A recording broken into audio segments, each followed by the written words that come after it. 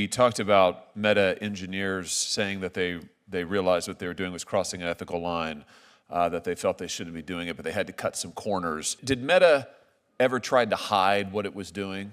Did it try to hide the fact that it was pirating these works? What the document shows that in 2024, when Meta began to use Anna's archive, it decided intentionally to not use its own servers and instead to go through Amazon Web Services. It doesn't sound to me like a company and executives that think what they're doing is above board. It sounds like a company that thinks that what they're doing is probably illegal. We've got the first one, Nikolai, who says, not sure we can use Meta's IPs to load through torrents pirate content. Ha ha. The next person says, the next employee, I'm curious to start looking at some samples, but I feel like we should get some clarity on what's allowed and how. Smiling emoji. Nicolay again, haha, yeah, I think torrenting from a corporate laptop doesn't feel right. Here we have Meta employees saying they know they're pirating, they think it's ethically wrong, they think it's illegal, and they are actively avoiding trying to create a paper trail. Do we think that Zuckerberg knew about this, approved this? I mean, what's the evidence suggest?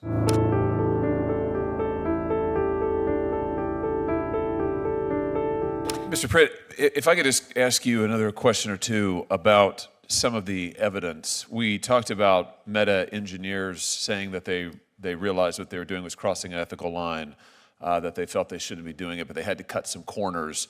Let me just ask you, did Meta ever try to hide what it was doing? Did it try to hide the fact that it was pirating these works?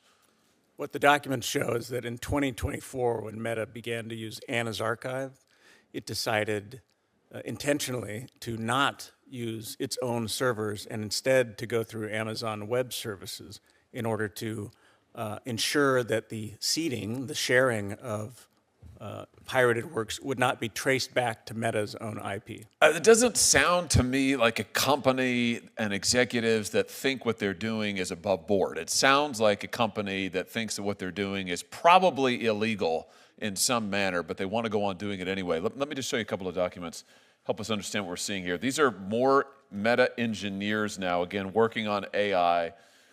We've got the first one, Nikolai, who says, not sure we can use Meta's IPs to load through torrents pirate content. Ha ha.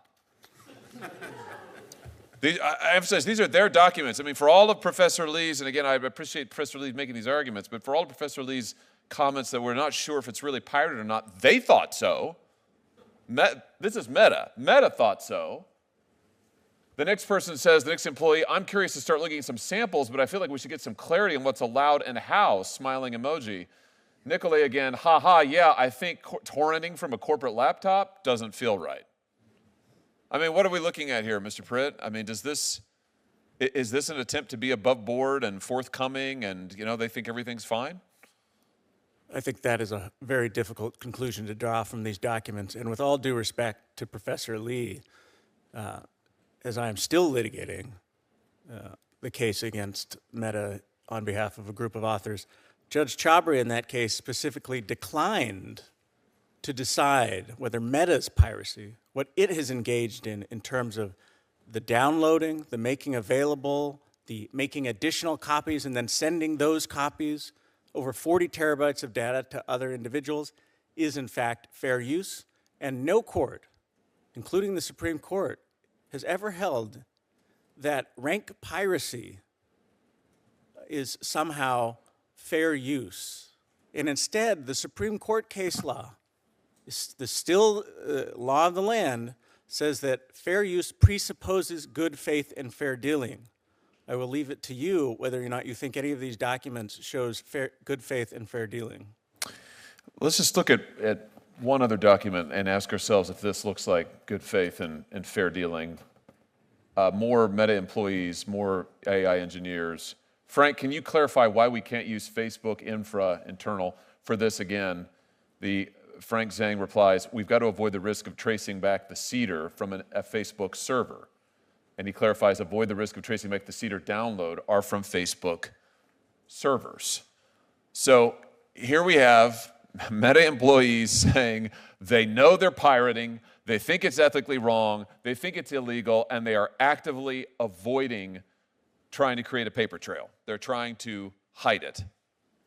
I mean, that doesn't sound like fair use to me. Does it sound like fair use to you, Professor Lee? I mean, do you think this is fair use? I would just say I agree with Judge Chabria's approach. The distribution claim is still live in the case, and this aspect of the torrenting may well be infringement and not fair use. I'll just say this. If this isn't infringement, Congress needs to do something.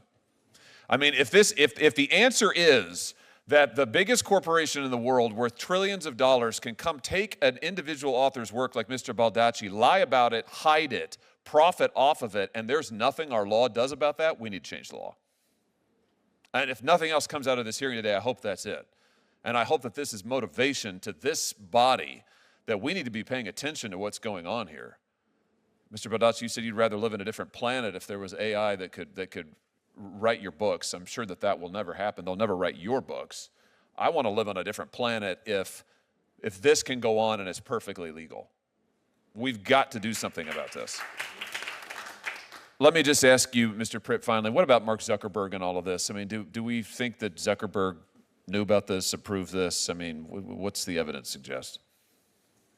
Certainly the documents that have become public in the case explain that the decision whether or not to use Library Genesis, which is a notorious illicit marketplace, for example, for actual training as opposed to exploration, was escalated to Mark Zuckerberg. I think the judge said something to this effect. Let's just look here if we've got it.